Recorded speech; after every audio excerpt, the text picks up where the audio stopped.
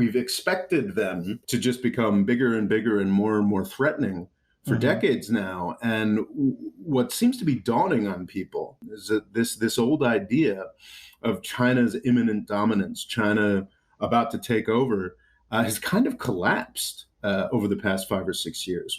Welcome to the More Freedom Foundation podcast, brought to you by political expert Robert Morris and that man you wish would stop interrupting him, Rory McElhone.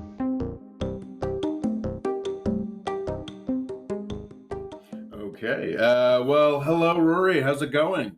Hey, it's going very well. How are you getting on, Rob?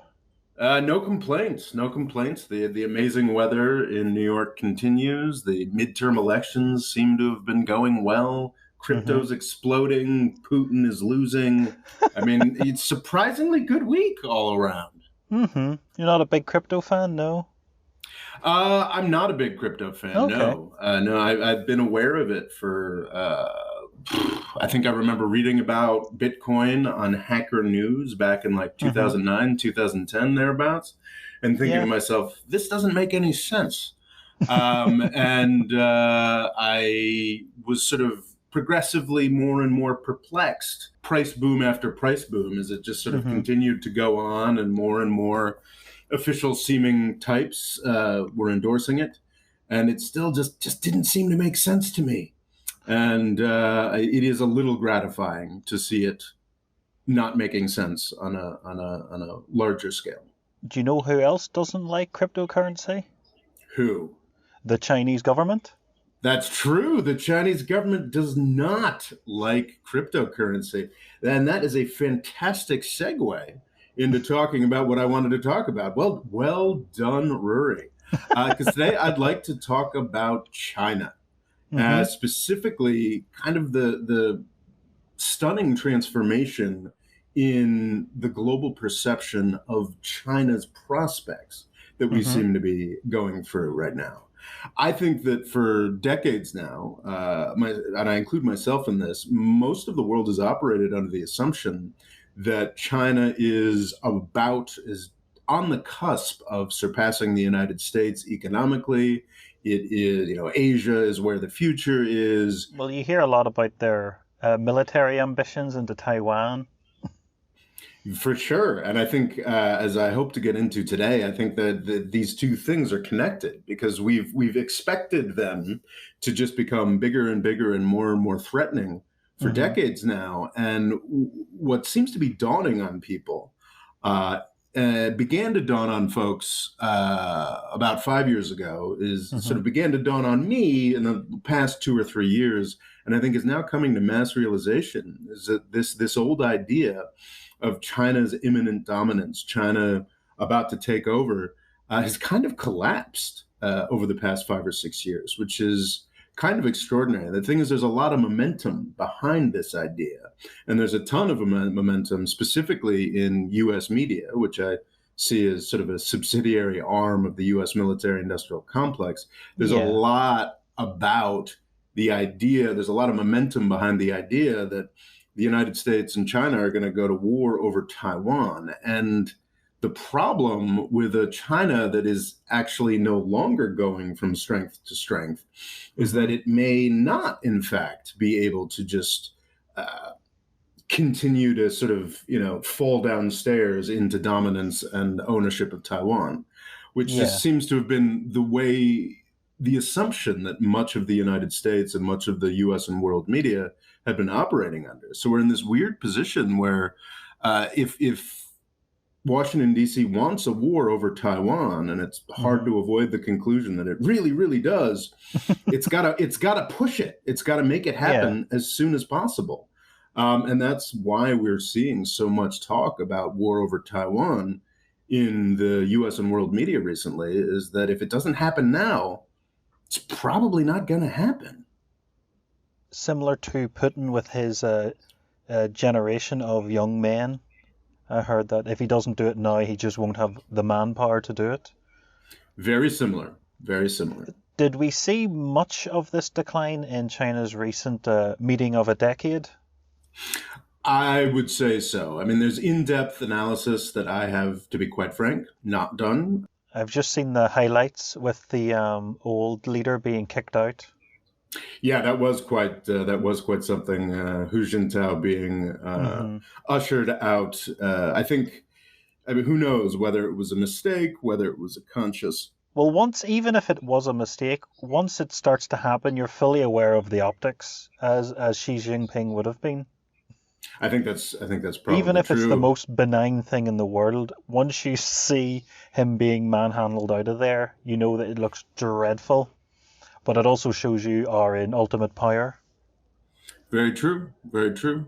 I'm hesitant to dive into that depth of analysis. I'm just not Hmm. sure. I think there's some Oh, question yes. of which broadcasts that showed up on. You know, was it on the live Hmm. broadcast? Was it on the rebroadcast, or was it not? It's a tremendously complex question, but I think you're right in pointing out that it symbolizes, whether intentionally or not, a changing of the guard, a Hmm. switch of China from a more corporate, more oligarchical structure into Hmm. one where Xi Jinping is very much the man in And considering it charge. is his legendary third term. Indeed, indeed. But it's not legendary. It's I guess we're in it now, aren't we? Oh, yes. Yeah, yeah. That's I think the completion of that conference, which comes only that Congress rather, which it comes Yes. only every 5 years. Hmm. That's the starting gun. Xi Jinping is now in his third term in power, which is, Will it be a term of decline? I think that's, well, the first two certainly have been. So I don't see much indication that we're going to see a switch in this third Hmm. term. And what's interesting about Xi Jinping is that his advent as a strongman, I think this was something that was looked likely 5 years ago at the last Party Congress and was, I think, started openly being known in 2018, was that Xi Jinping was the new strongman, leader for life, what have you. And I think in the United States media, this is read as some sort of deeply intimidating thing, some terrifying advent of a neo Mao or what have you. And Yeah. it is a profoundly sad thing. But I would argue Hmm. that the advent of Xi Jinping is an indication of weakness, of extraordinary weakness. It's an indication that the Chinese political system is quite rightly terrified of the United States. Does it not help America because, well, they know the cut of his jib. They know what to expect for the next 10 years. Yes, I think there's definitely some truth to that. And also to go further, like we know he's a failure. Hmm. We know he's bad at this job. Yeah. If you just look at GDP growth in China since he came to power in I guess 2013, it's just been a relentless drip downwards. Hmm. China hasn't grown at more than 10% a year. This is where that those kinds of levels, ten Well, it's percent down to around 3%, isn't it? This year, it is expected to fall under 3%, which is I kind find of that bizarre because is extraordinary. Ireland's economy growing at about 6% at the moment? Really? So Ireland is growing dramatically Ireland's done faster. bizarrely well at the moment. So I just find it bizarre Ireland's doing better than China, which is hard to believe. It is hard to believe. I think there were points. I don't think we actually pulled it off, thanks to the Federal Reserve's Hmm. eagerness around interest rates. But there were some forecasts that had the United States growing at a faster pace than China this year. I don't think that's going to end up happening. I think China's going to Yeah. end up around 2.8, and the United States is going to end up at somewhere between 1 and 2%. But that's still incredible for America. Exactly. It's absolutely stunning. There's a great Financial Times piece that I just reread this morning pointing out that, well, China can still grow by a percentage point or two faster than the United States every year for the next 40 years and still won't surpass the US economy. It needed to Hmm. be 5% more, 6% more, 10% more to grow the way we were all expecting China to grow. And Well, it's, because America has just been so wealthy for so long, it will take eon to catch up. well, if China was putting up the kind of numbers they were putting up before Xi Jinping in their Hmm. more like corporate-friendly, business oligarchy under Hu Jintao, and I always massacre his name, Jiang Zemin, of course, Deng Xiaoping. I've never quite pronunciation is not my strong suit, I'm afraid. But from Deng onwards, the kinds of economic growth that China was putting up there, those numbers, that was a real possibility of China surpassing the United States by 2030. Folks in 2010 thought that they'd do it by 2020. Yeah. And now today it's looking a lot more like 2060. And to be clear, it's not all Xi Jinping's screw up. China reached a point where that kind of growth just wasn't going to happen. There are many countries, including the United States itself, actually, that have experienced far higher growth than is normal for certain periods of time. But you just reach a point where you've done everything you can. You've done the catch-up modernized growth. as many people as you can. You've industrialized as much as you can. You've Exactly. digitized as much as you can. You've built all the highways. You've built all the high-speed rail. You've done all poured the world a world amount of concrete in 10 years, was it? Exactly. And now they have to maintain it all, which is the tricky part. Well, I think they're probably grateful for the maintenance. The problem is they just don't have enough to spend money on. They can spend money on maintenance, but you can't spend as much on maintenance as you spend on building. It's hard to get as much money together for it and fanfare. People excited for, the renewal of a bridge. People get excited, and look forward to something like bridge and new high-speed rail. But when you're saying we have to spend trillions this year just to make sure everything works okay, it doesn't, build the same imagination. It doesn't get as much investment. And that's the real nuts and bolts of governance. Indeed, and I think you're getting at the diminishing returns. It's not just about it not being as exciting. You don't get as much economic oomph. You don't get as many multiplier effects from your 500th highway out in the desert somewhere, from a ghost city to a place that nobody wants to go to. As you get out of building the high-speed highway between Beijing and Shanghai, I don't get too deep into the economic statistics myself, but my understanding from reading it is that the value of the investment that China has made, China has had an investment-led boom rather than a consumer economy-led boom.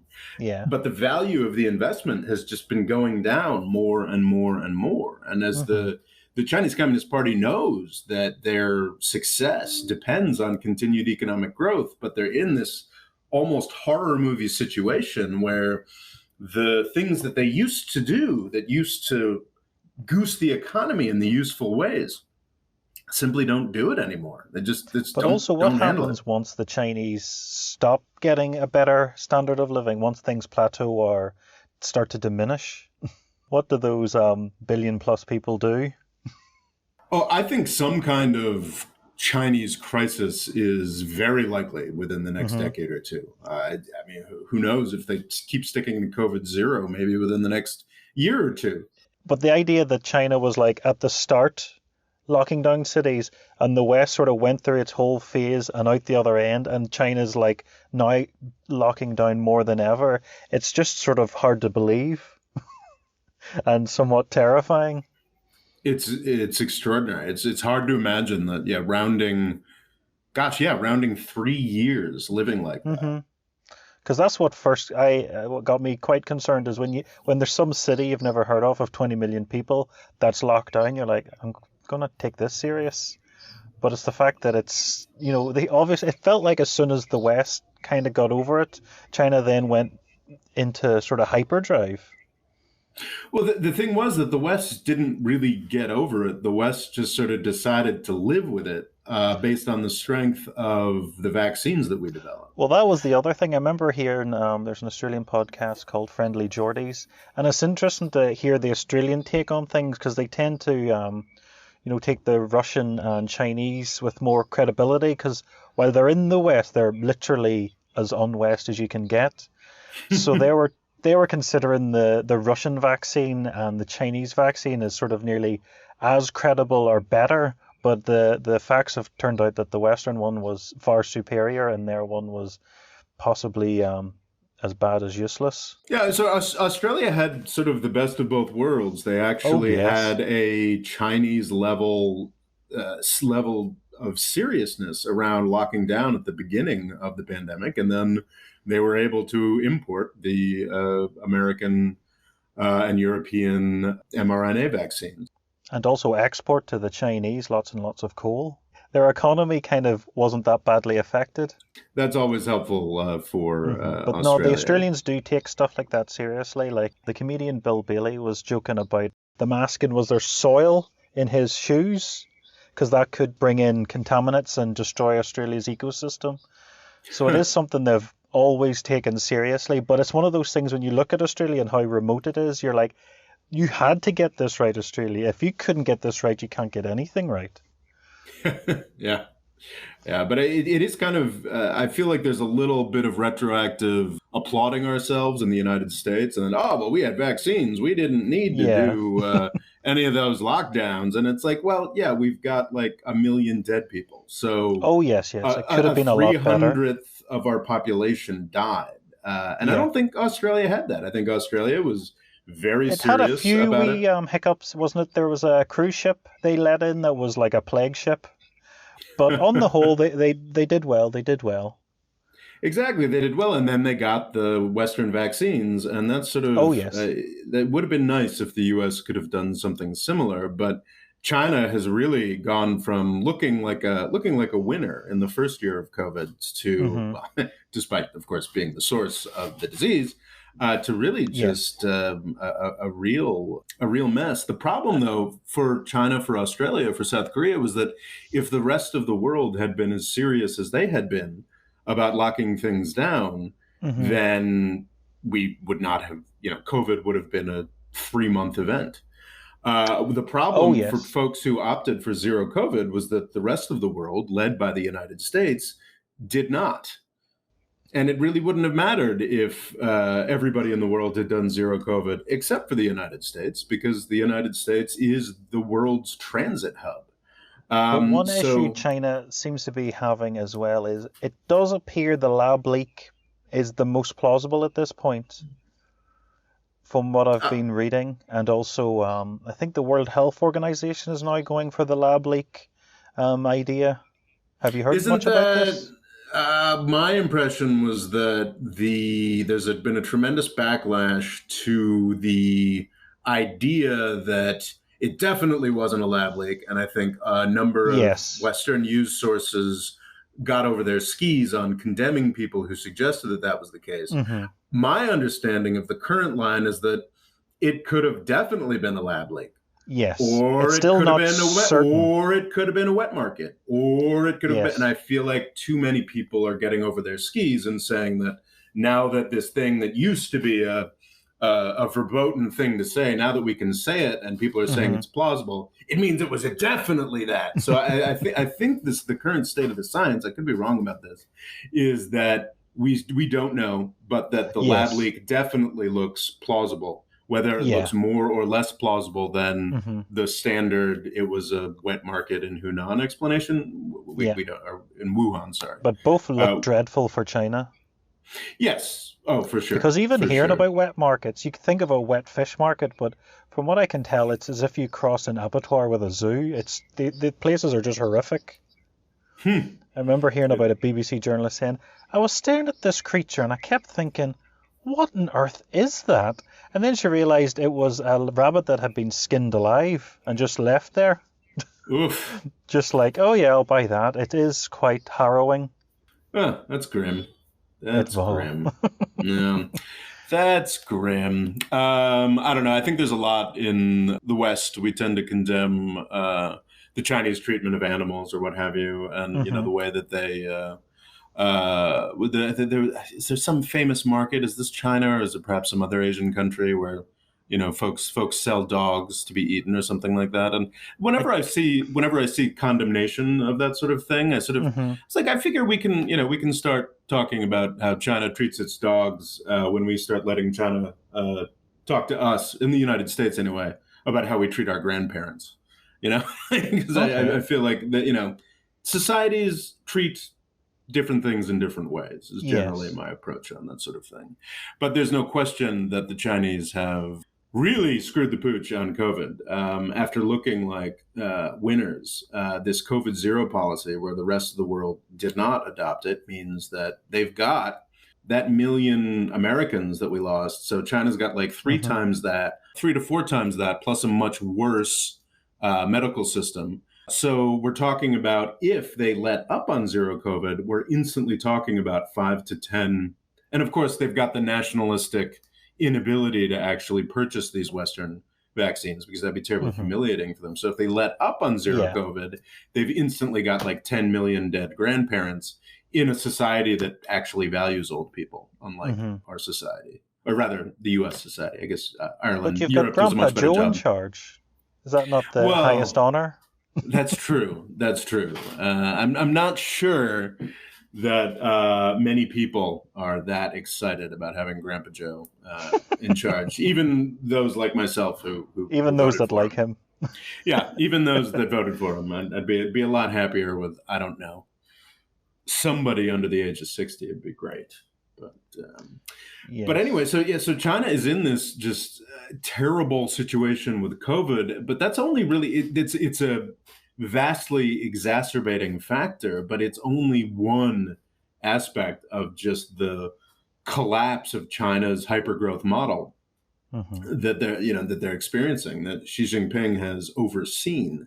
And it's really only, what I would argue, is just balls out US aggression that's keeping Xi Jinping in power. Because if Yeah. it weren't for the constant US aggression, the constant US reevaluation of long settled issues like Taiwan, or Mm-hmm. just the constant level of angry propaganda coming out of Washington, D.C. and various news sources. If we keep shouting at Taiwan, as if we keep shouting at China at the top of our lungs, as we have been, that we're going to go to war over Taiwan, Mm-hmm. eventually China's going to take us up on that. But if it weren't for that level of aggression from the United States, then I don't think Xi Jinping would have a third term in power. It's only Yeah. fear. It's only fear that keeps this loser in power. Because by any standard, by the standards that the Chinese Communist Party has historically used to evaluate itself, Xi Jinping's a loser. Like, he's Yeah. a mess. The growth is plummeting. Now, of course, what you can do is you can go too far in the other direction, as I would Oh, and say they're argue. going to collapse any second now. Exactly. I remember seeing a lot of articles about China will collapse in 27 days, and I thought that's nice to be quite exact. And it turned out it didn't collapse. It's Did not happen.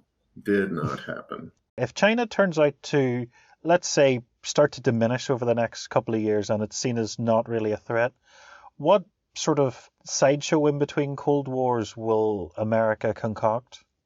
Oh, Iran. We'll just start a Oh, war okay, with because you know Iran. the way you had the war on drugs, then war on terror. I thought there might be like Mhm. a something like that. It isn't quite a tangible enemy.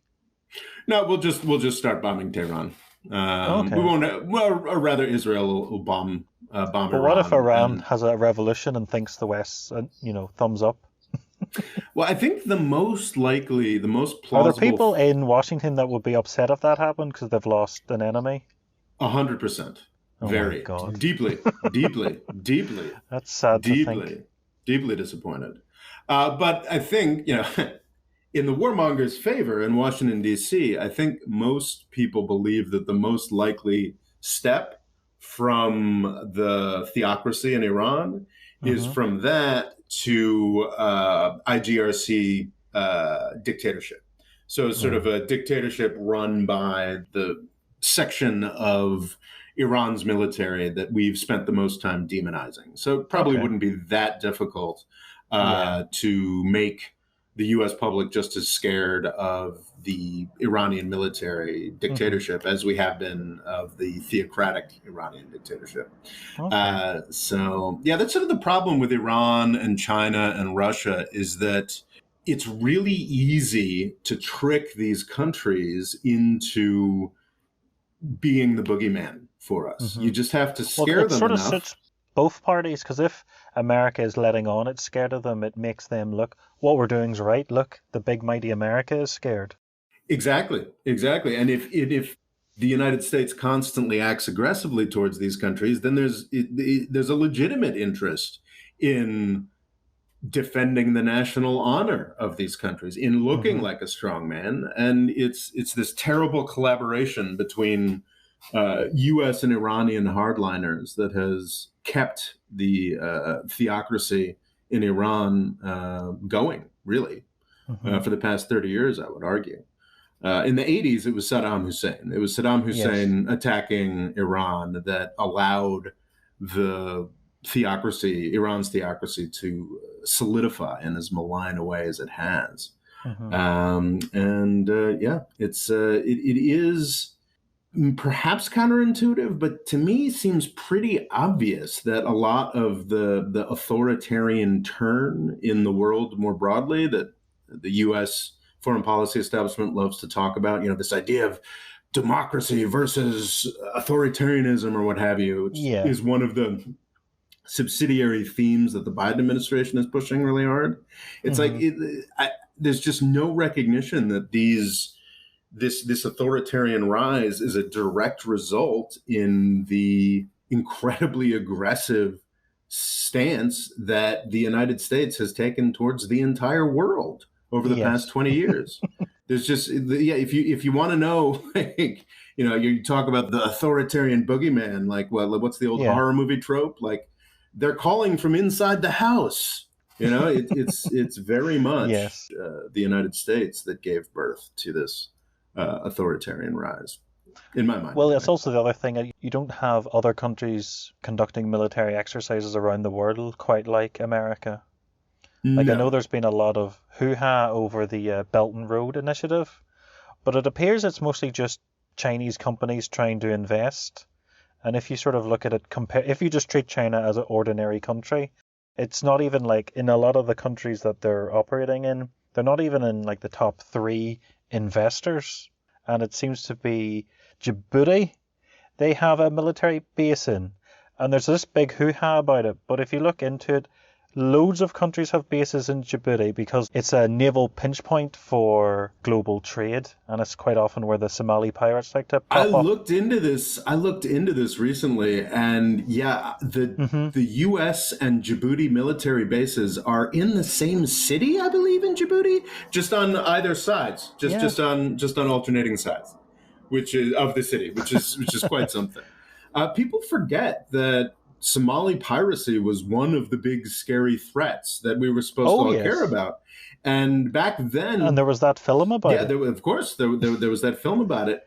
Sorry, a little tangent I have. I always think it's like, if an American gets in trouble, like abroad in a scenario like that, it's like, bring out the Navy, bring out the Air Force. We'll spend millions to save you. But it's like, if you're homeless in Chicago, it's like, we couldn't care less. Well, you have to understand, Rory, that it's really, really hard to make $1 trillion off of feeding the homeless, whereas it's really, really easy to make $1 trillion over the course of a decade and maintaining a fleet that can go and protect people from Somali pirates. So that's sort of... So less Carter, more Bush, is that what you're saying? Something along those lines. Though I was reading recently, Jimmy Carter is the guy who sort of established and began the U.S. presence in the Middle East. I hadn't fully internalized that, but it's some recent research that I've been doing. Yeah, CENTCOM was named under... CENTCOM is the U.S. Military organization that is essentially the imperial proconsul or viceroy that runs the Middle East. That was named under the Reagan administration, but the entity was established by Jimmy Carter around the time of the Iran hostage crisis. I think it kind of was the luck of the draw that Carter was there. Absolutely. That's just what happens. When it blew up. Circumstances. But going back to the Somali pirate thing and the Chinese base in Djibouti, is that folks don't recall that was one of the, we've talked a lot on this podcast about sort of bridging fuels, the way that terrorism was used to get the Pentagon gravy train from the Cold War to China, is sort of that intervening. Yeah. There was this great, very active pundit competition almost in finding threats that could be confronted militarily. There's Robert Kaplan is this guy who wrote, what was that article called? It's called The Coming Disorder, talking about how after the Cold War, the world was going to fall apart because it just wasn't organized the way it was supposed to be.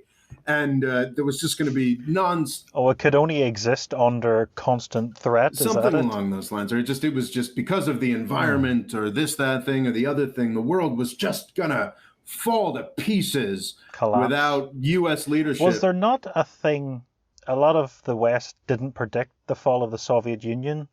So apparently that's why a lot of things like to predict things are collapsing. So it's like, oh, we'll just predict everything will collapse and then we'll get something right. Because, we're so smart and we went to Harvard and we know everything, but we didn't predict this massive thing was about to happen. I think that might have been part of it. But I think the biggest motivation was in the aftermath in the 1990s of just trying desperately to find something for the Pentagon to do. And Somali piracy was one of those examples. And of course, 25 years later, Kaplan went and revisited his thesis and was like, well, I was kind of right about the Middle East, and look at how bad North Africa's doing. And he's just sort of conveniently admitting that the only reason he was saying collapse. The only reason that the collapse was brought about, it wasn't because of a lack of U.S. attention. It was because the United States destroyed Iraq and Libya. So the Chinese base in Djibouti was sort of an outgrowth of this earlier Pentagon attempt to build panic, and was to some extent Chinese participation in policing off of the coast of Somalia was at that point was somewhat welcomed. And the fact is that Chinese military expeditions or adventurism is only possible in the context, and this is true today, is only possible in the context of having a U.S. invitation to do that. There is, at this point, because of those decades of economic development, and 10% GDP growth a year development, and because U.S. aggression has sponsored China to roll so much money into their army and navy, I think it is probably true that for 50 to 100 miles off of the Chinese coast, if the United States Navy was to attempt to operate there or attempt a amphibious landing of China, the U.S. Navy would lose. I think that's pretty well established. The Chinese have enough missiles. It kind of reminds me of, I seen an analysis of the Soviet Union just before it collapsed, and it was very heavily, defensively set up. That would have been incredibly difficult for NATO to, do a land invasion of Russia or even a sea invasion. So I do see similar things. It's, it's easier to defend. So it's nice to have stuff that, it makes it look like you can attack with it, but in reality, you're just like, please don't attack us, America. We are terrified. Yeah, I think that's the root of it. I mean, the people are like, we tend to really like make every growth in the Chinese nuclear arsenal. Oh yeah, every growth is them about to exactly. invade. They built another ship. They've got these missiles that can sink aircraft carriers. They're just one ship away from taking Hawaii. It's like so terrible with just absolutely no awareness of what we've been doing for the past 20 years and what our presidents have been doing, talking about Taiwan. Now, I support Taiwanese independence, I guess, if it's cheap. But China, just the idea of you looking at the bill going slightly too high, going, nah, I don't support it anymore. That is 100% my approach. And I think China can be cheaply defended. It can't be cheaply defended with aircraft carriers and fighter jets, but it can absolutely be cheaply defended with $10,000 missiles. We've just got to give Taiwan the wherewithal to build those. But well, I think they're also building their own. They are finally they are. They should have been doing that the second Obama started talking about a pivot to Asia a decade ago. One question about America and Chinese relations is, during the Clinton administration, the big emphasis, well, the tagline was, "Oh, we're investing in China because question mark, then democracy would Mhm. happen."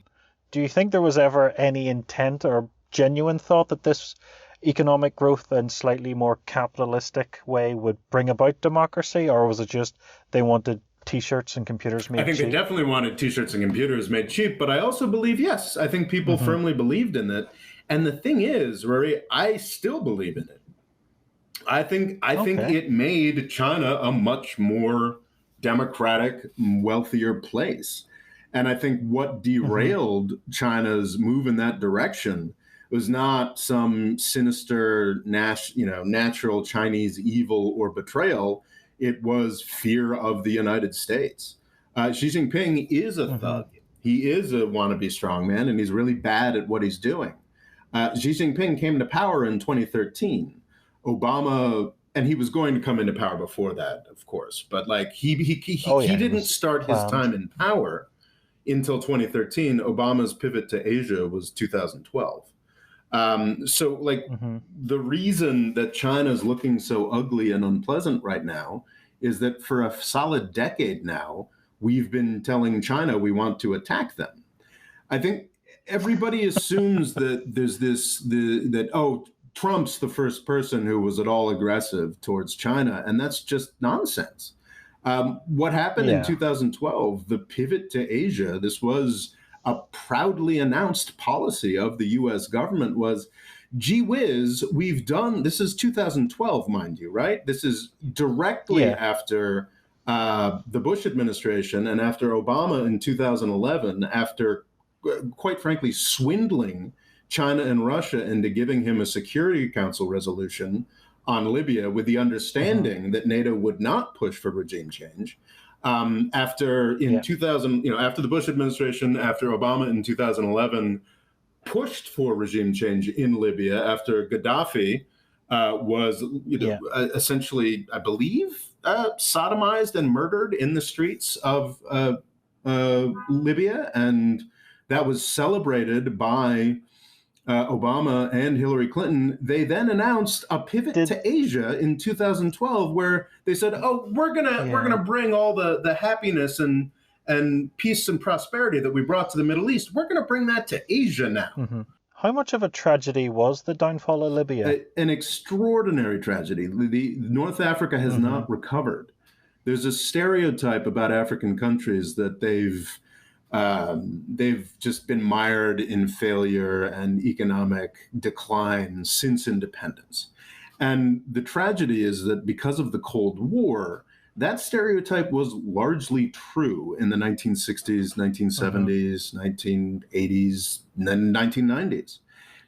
It wasn't true of the 2000s. In the 2000s, Yeah. because the Cold War had ended, the horrific Cold War aftermaths in the 1990s in Rwanda, the Congo, and other Mm-hmm. places, those calmed down. And then in the 2000s, Africa started growing by leaps and bounds. If you just look at the GDP growth Yeah. figures for North Africa, for the poorest countries on the planet, the Sahel, this sort of coast of the Sahara Desert.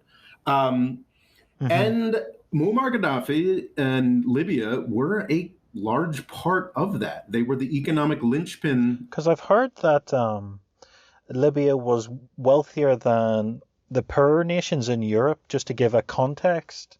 So it would have been richer than the likes of Romania and Bulgaria. Yeah, on a GDP per capita basis, I believe that that's actually true. And if you consider how poor the neighbouring countries were, that was a huge beacon of job prospects and stability. Exactly. This was true of North Africa, and it was true of the Sahel, those incredibly poor countries. Mm-hmm. And those countries were growing by not all of them, there's certainly exceptions, but they were Oh, growing by yes. 8 to 10% a year. They were growing at China Mm-hmm. levels throughout the 2000s.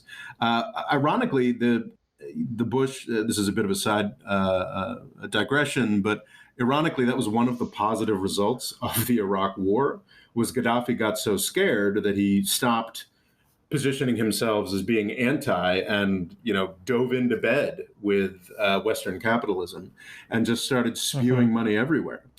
So it was an amazing period of time. And Hmm. then Obama was talked into, I think in part, and this was something that someone had suggested recently, and I think this is actually probably on point. France and Britain convinced Obama to destroy Libya. Well, because Britain had previous, he supplied a lot to the Provisional IRA. Britain had a lot of previous with him, and then Huh. wasn't it the Lockheed bomber? Yes, Lockerbie. The Lockerbie bomber is now reportedly on his deathbed in a Tripoli hospital, but some of the British victims' families are angry that he's free.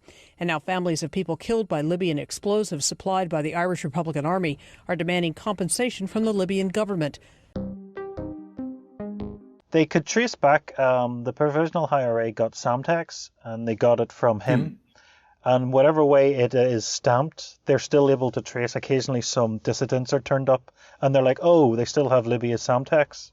Oh, interesting. And well, of course, So they got a huge cache of weapons, but then I think very shortly after, then he told what he'd done. He's quite an interesting character. he was an interesting character, and don't get me wrong, he was a lunatic, and he is, I believe. Oh, yes. But I have, here's the trolley question, where it's like, would you let 5 people be killed or pull a lever so the 5 people get saved, but 1 person gets killed? Do you know that trolley Indeed. dilemma? I always think of it with him. It's like, yes, he was a horrible man that, in any normal society should be in jail. But it's like, if you take him out, you've now put millions of people in peril, and, thousands more people are going to be murdered, and all this chaos will happen just because you want to get that bad guy, if you know what I mean. Yeah, and I think that's what happened. The countries of the Sahel that had such an amazing first decade of this century have been completely stagnant. Mm-hmm. They've been dealing with. Well, it's quite anarchic. It's like, it just sounds like a terrifying place. Well, the reason it's so anarchic is because Gaddafi, crazy man that he was, maintained large militia forces. And those he would use militia forces from those countries to maintain power in his own country. And they were, quite understandably chased out when he was killed. And that launched the sort of wave of jihadis and militias and whatnot that the country's never come back from. So you mentioned why Britain hated Gaddafi. This was something that was proposed to me recently that actually makes a lot of sense. The reason why France was so eager to get rid of Gaddafi is because France still kind of maintains an empire in West Africa. Yeah. They, I think, are in charge of the currency. They have Well, they were doing operations in Mali and stuff, and they still expect reparations, don't they? I'm not sure about the reparations thing, but the operations in Mali, this is exactly what I'm talking about. That Operation Barkhane, or Barkhane, I again, not know how to pronounce that, started in the aftermath of the destruction of Libya.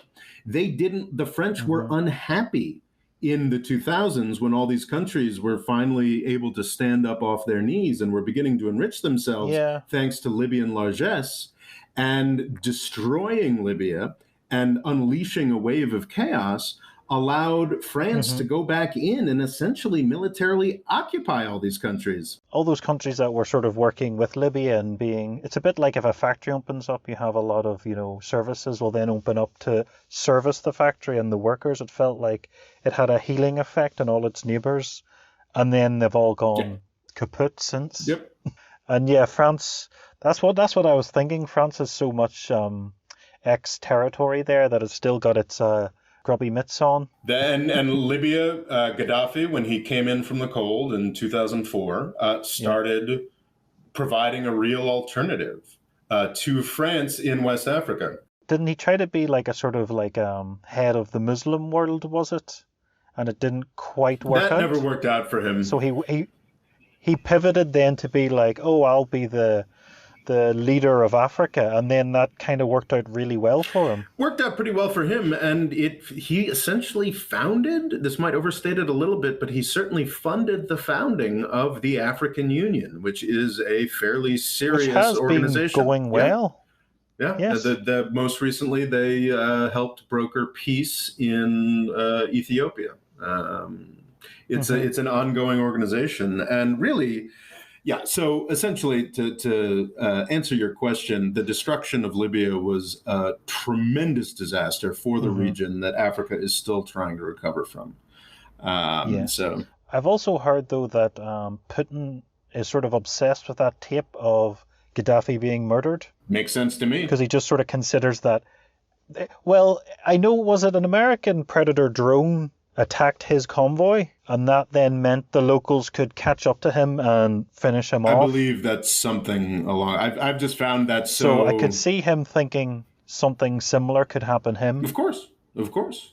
Why Hmm. not? And people really underestimate how bruising the betrayal there was, because people are like, oh, the Hmm. UN Security Council doesn't do anything, blah blah blah blah. China and Russia allowed a Security Council resolution to defend Benghazi with the understanding that there would not be a regime change because of it. And then the United States went ahead and Hmm. did the regime change and basically made Yeah. the UN Security Council useless for all the years since. Hmm. Um, I think justifiably so from China and Russia's perspective. But you had mentioned earlier the Belt and Road Initiative, and I think that's a really Yes. good thing to cover, because it's is it self-interested on China's part? Of course. Is it Oh, yes, poorly yes. run in many places? Of course. Are there Hmm. pieces of infrastructure that aren't worth building that have gotten built? In part, yes. But it's also done tremendous good in Africa and other places, building infrastructure Hmm. that wouldn't have been built otherwise. And I think there's this Yeah. real adoration for the idea in US media that there's something sinister going on here, some sort of debt trap diplomacy. And this was a point I was Yeah. attempting to make earlier, is like China doesn't have the ability to enforce any of that. If China wanted to say, oh, no, no, that Sri Lankan port is ours, according to these contracts that we signed, China would have to convince the US Navy to enforce that for them. which is Yes. which seems unlikely. Which seems unlikely. And there's so Well, there's one much. thing I'd like to point out that's on point with Mhm. there is, isn't it after World War II, America basically said, we will ensure all safe passage of commercial goods worldwide? I don't know that that was ever actually said in so many words. If there's some kind of Okay. proclamation to point to or whatnot, there's this tremendous oversimplification of how all of this developed. I think put forward primarily Hmm. by Peter Zeihan, a sort of popular geopolitic politics guy, whereas like, oh, the Yeah. first time that there was safe transit of goods was after World War II or what have you, when it was Hmm. just sort of, I think there's a much deeper history of sort of the law of the sea, and the British Hmm. Navy actually formed a lot of Oh, those yes, before then. duties throughout the 19th century. Entirely certain there was as clear a proclamation or a shift around that as is Okay. sometimes portrayed. But so we're obsessed with this idea of China's power to, run off with large swaths of territory in Africa or strategic infrastructure, and it's illusory. It doesn't actually exist. I've used this analogy a lot, Hmm. but I'm still pretty convinced that if the U.S. Navy were to attempt to invade China, I think the U.S. Navy would lose. I think that is the case. Hmm. That 50 or 100 or 200 miles off the coast of China, I think the U.S. Navy would lose against the Chinese combined military forces. If the current Chinese Navy, and there's a whole subset of Washington, D.C. pundits that are dedicated exclusively to lovingly describing the each individual new Chinese ship that is built. If the Chinese Yes. Navy were to get into it with the frickin' U.S. Coast Guard off of the coast of Australia, I'm pretty sure the Chinese Navy would lose at this point. Keep hearing these reports. Oh, there's this new carrier. And then if you read about it, it's like they're really doing sea trials and it might be 2035 before the Chinese know if this boat's either any good or Yeah. not. Yeah, it's sort of the United States hasn't used an aircraft carrier in anger in anything like a even fight in Yes. 80 years, but the Chinese never have and probably never will. It's also, these things seem to go through fads. There was an idea that, the age of the aircraft carrier was dead, and then the Falklands happened, and it turned out to be very useful. So, yeah, it's hard to know with these things, these huge, incredibly expensive things, they all of a sudden seem to be not needed, and then turns out they Oh, are. I'm very convinced that aircraft carriers are completely useless in a real conflict. I think if the United States wanted to go to war with Argentina today, I'm sure the aircraft carriers would be incredibly useful. But in a real conflict, with the likes of China, in a real conflict with, or even with the likes of Iran, there was this amazing article. I think it was Admiral Stavridis in Bloomberg talking about what would happen if war broke out between China and Taiwan. And there was a sentence in there, and maybe I imagined it because I don't think it's there currently, but I'm pretty sure he said the first thing that the U.S. aircraft carrier fleet will do when war breaks out over Taiwan is get the hell out of the Pacific until the Air Force and until the war develops to the point where it's safe enough for an aircraft carrier to be there. So it's just the aircraft carrier is a extraordinarily expensive way to bring planes to a place when we already have complete superiority and control of the sea. We won't have that in a fight against China. So aircraft carriers simply aren't useful for the only plausible fight we'll be fighting over the next 50 years. Not a big fan of aircraft carriers. Will we cross aircraft carriers off the Christmas list then? I think that'd be a good choice. I think that'd be a good choice. Okay, I was going to get my family one, but yeah, I don't want to be unfashionable. Well, I think you'd mentioned the U.S. homeless problem. I think for the price of a single aircraft carrier, we could solve the U.S. homeless problem. Yeah, housing first. And maybe leave on a good note with Jimmy Carter instead of the sour Middle East note. Jimmy Carter, he does still build homes. I mean, God bless Jimmy Carter. Even though he is incredibly old, but he's still at it. That guy's still alive. The most extraordinary thing is I had some cancer in the family recently, so read up. I'm sorry to hear that. Let's not knock on all the wood. So far, happily in remission, but and ended up reading up on cancer a lot. And it's fascinating that Jimmy Carter is actually one of the best examples of the cutting edge of cancer fighting technology. It's called immunotherapy because about 5-10 years back, it was like, oh, Jimmy Carter's got a brain tumor. And everyone's like, oh, that's so sad. And he was in his early 90s at that point. And it was like, well, okay, this is it. What a great run he's had, yada, yada. And then it was like, no, actually, he got a couple immunotherapy shots and the brain tumor's gone. And he's off to build another Habitat for Humanity house, man. Build another house. Yeah, I mean, forget. Yeah, I heard about him getting cancer and then going back to build more houses. Yeah. And I'm like, oh my goodness. forget Arnold Schwarzenegger, forget the Terminator. It's Jimmy Carter, man. He just keeps on going. Yes, but he creates, which is more impressive than destruction. Yeah, indeed. Gotta love Jimmy Carter. Well, I think on that note, will we say goodbye and we'll see you next time. The More Freedom Foundation is also available on YouTube and TikTok. Rob's Twitter is RobOLaw, and he's also written a book called Avoiding the British Empire, What It Was and How the US Can Do Better. Isn't it